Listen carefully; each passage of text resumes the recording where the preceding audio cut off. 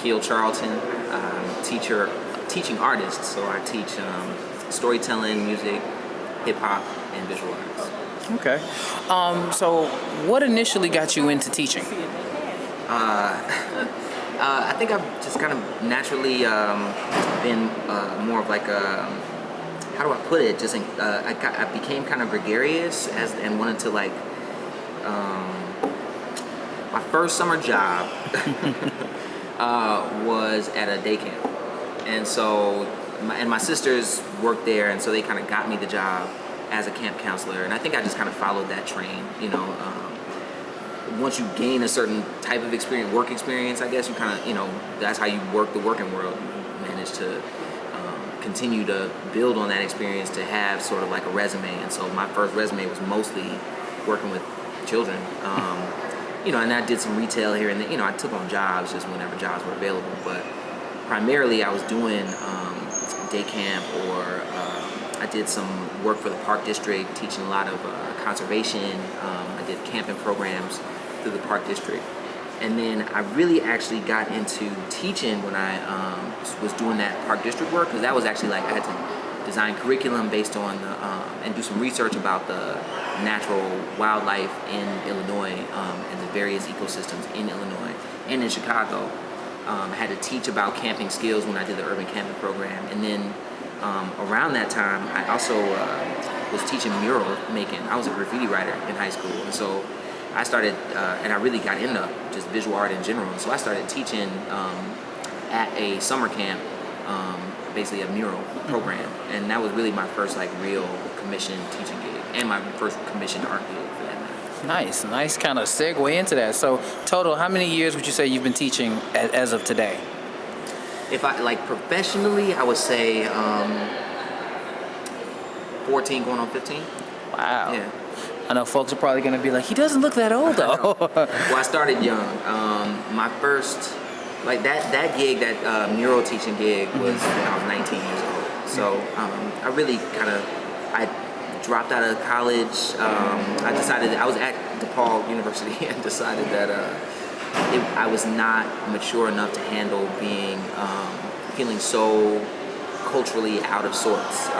It was just culture shock being up here, and I wasn't trying to do my work, and I just wasn't happy, and I ended up spending more time on the South Side trying to get away from campus, even though I was living on campus. Moved away, and then eventually I just sort of, it was like a bad relationship. I just sort of broke up with the school and was staying at home, and that's really what gave me the time to really get into my art and meet people, and I got this mural apprentice job. So I was about 19 years old. Nice. So yeah, I don't look that old, because I'm not. I've been doing it for a while. So in your years of teaching, what do you think have been your best experiences as a teacher? Okay. My best experiences. There have been many. My teaching career has taken many ups and downs and changes. Shortly after teaching that mural program, I was working for Big Brothers Big Sisters, and so I went into more like programmatic, nonprofit youth development work. So it's not exactly teaching, but it has a lot to do with education. And the difference, I would say, is that for a lot of youth development programs, you're looking at the whole young person, and you're not necessarily just academically focused. There is a lot of supporting the academic development of young people and making sure that they're sort of intellectually prepared to deal with challenges in the world and so forth. But it's not, as regimented. And I worked a lot with schools, but not in schools. So some of my favorite teaching experiences were when I was brought into schools to do non-academic youth development related curriculum. I feel like what's missing in a lot of schools, or at least in a lot of the practices of teachers, and maybe it's just the nature of the institution, is the whole person that walks into your classroom. You can't just work with somebody's intellectual capacity and not think about where they came from, what they experienced on their way, whether or not they're hungry. There's some very bread and butter things that interfere with the education process for a lot of young people. And if you're not dealing with that whole person, then then there's a void there that may interfere with what you're trying to teach them in the classroom. So That's been my best experience. So I always ask the long way. opposite. Yeah, the inverse. What has kind of been the worst or the biggest struggle you've had as a teacher? Okay.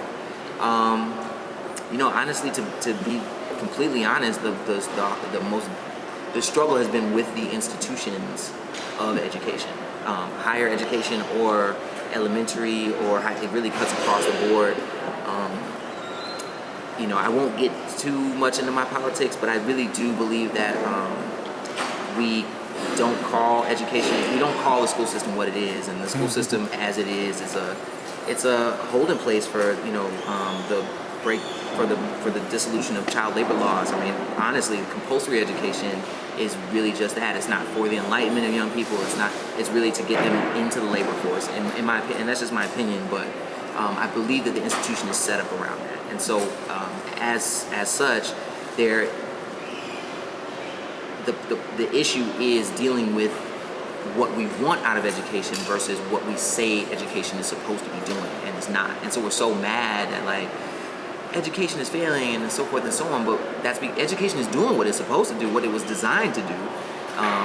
What we want is something that is designed to do something else, which is to really build up critical thinking, which is to really build up socialization skills, which is really to build up whole people who can translate all of those skills into the workforce. And I feel like we do well in a lot of ways, but there are a lot of ways that the institution just interferes. And that is by making decisions politically rather than for the sake of the constituents, for the stakeholders. We make decisions about budgets. We make decisions based on the agendas of, constituents in, waves of, flash in the pan sort of, controversies. Oh, now No Child Left Behind because there's so, schools are failing and violence is this, and and if we're constantly thrown back and forth around these sort of flash in the pan issues, we're not really getting to the meat of how to educate people, how people, there was a renaissance at some point, and there was, and we talk about schools, universities, this was like, these are systems that have been around since early civilizations, and they were places that were very selective. Only a small community of people were able to cultivate things like reading and writing and math and science and the arts and liberal arts and so forth. And it should be seen as just as special. Not necessarily that it should be a privilege of fortune or a privilege of wealth or class, but that it should be a privilege of interest, that it should be a privilege of motivation, and that for those who are not motivated to be in that particular type of development system, then we need to figure out other development systems besides just schools. Schools are great, but schools get in the way of actually working with children. Yeah. And children are the priority, not the next election cycle. Agreed. So you've given a wealth in a short amount of time, and if you look back or as you continue on, what do you want your legacy to be that your students or people have come across you say about Aquil as a teacher? Aquil as a teacher, I want people to say that I really worked hard at integrating my artistic practice and my passion for community and for really the whole development of people into sort of a seamless, seamless motion. A seamless. I want to really create new models, redefine new models for working with people, and I want people to say that as a teacher, I'm able to incorporate all those passions in my classroom work in the same way that I would in a community setting or in a creative setting. If I'm sitting and writing a rhyme, or if I'm painting something, I'm still thinking about what the impact is going to be on the person who's interacting with that. And I try to, design curriculum in the same way. And so for me, the bottom line is about relationships. It's about people. So I want people to say that's what I held true to. Thank you very much, Mr. Aquil. Thank you again. For sure, man.